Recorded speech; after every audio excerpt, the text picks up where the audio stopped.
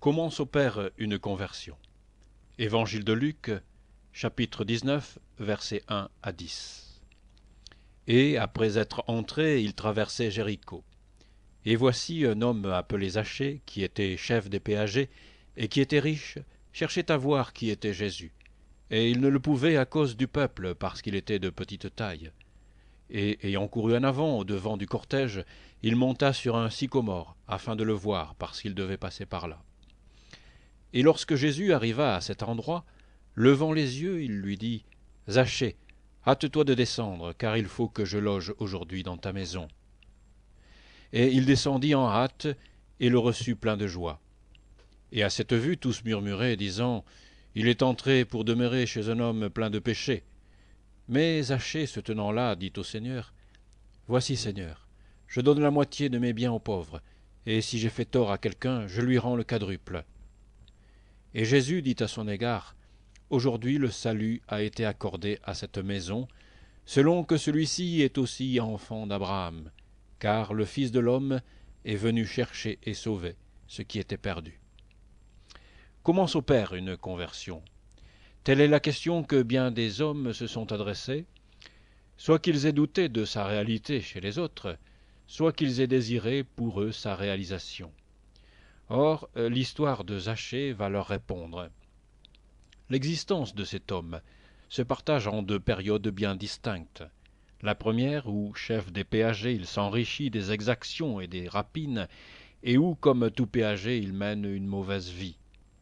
C'est le témoignage que ses concitoyens lui rendent, et que lui-même, par son silence, en face de ses accusateurs, et par ses aveux en présence de Jésus, tel est Zachée jusqu'au jour où le Sauveur entre dans Jéricho. La seconde partie de sa vie est tout autre. Zachée recherche Jésus, le reçoit dans sa maison, est prêt à distribuer aux pauvres la moitié de ses grands biens, et à restituer au quadruple tout ce dont il a pu jadis s'emparer injustement. C'est ce que confirme Jésus en déclarant Zachée un digne fils d'Abraham et un élu de Dieu. Entre ces deux époques si différentes de la vie d'un même homme, que s'est-il passé? Jésus a appelé Zachée, est entré dans sa maison et lui a déclaré qu'il était sauvé. C'est tout.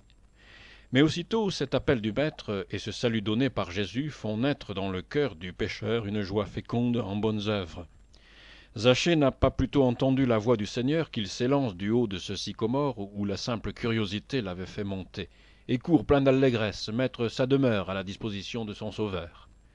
S'il vient annoncer à Jésus son intention de consacrer la moitié de sa fortune à soulager les indigents, et le reste à réparer ses injustices, ce n'est pas vanterie de sa part, car Jésus, Fils de Dieu, connaît trop bien le cœur humain pour s'y tromper, et Jésus lui donne un éloge.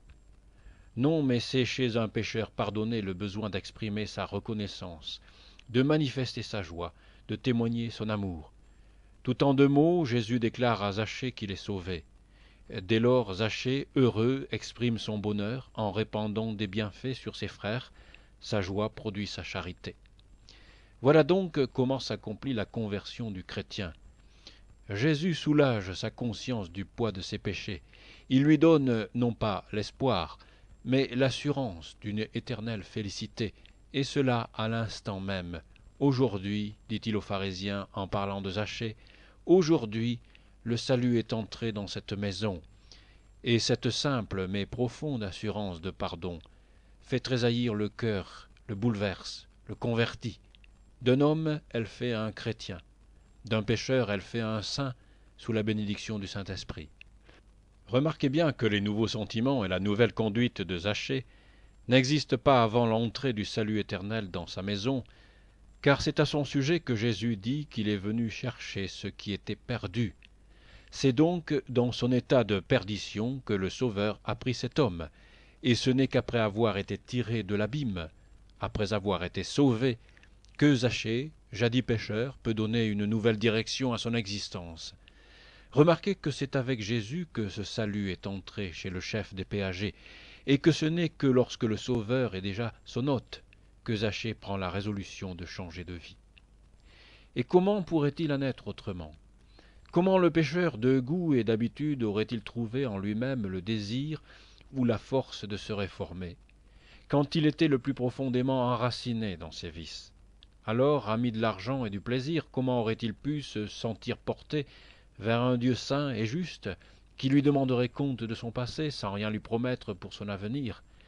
Non, mais du moment où Jésus lui donne le pardon, lui donne la vie éternelle, se donne lui-même pour lui assurer le salut, dès lors comment aussi Zachée resterait-il froid en face de si grands témoignages d'amour? Telle est donc la voie qui conduit à la conversion. Cette voie est ouverte non par nous, mais par Jésus. Son but, le salut, est atteint non par nos œuvres, mais par la grâce du Seigneur. Et ce n'est que lorsque cette grâce nous est assurée qu'elle féconde en nous de saintes dispositions et produit des œuvres abondantes. Ce n'est donc que lorsque nous aurons reçu complet et gratuit le salut de Christ que notre cœur sera régénéré. On comprend maintenant quelle est l'erreur de ces hommes, chrétiens encore faibles, si du moins ils sont déjà chrétiens, qui tombent dans le découragement et doutent de leur salut parce que leur vie n'est pas assez pure, leur zèle assez ardent, leur amour pour Dieu et pour les hommes assez vivant et dévoué. Ils veulent voir les fruits avant d'avoir planté l'arbre, atteindre la sainteté avant d'avoir reçu l'élan du salut. Sans doute l'erreur ne serait pas moins grande si l'on prétendait croire sans aimer, et Jésus répondra alors « On connaît l'arbre à son fruit ».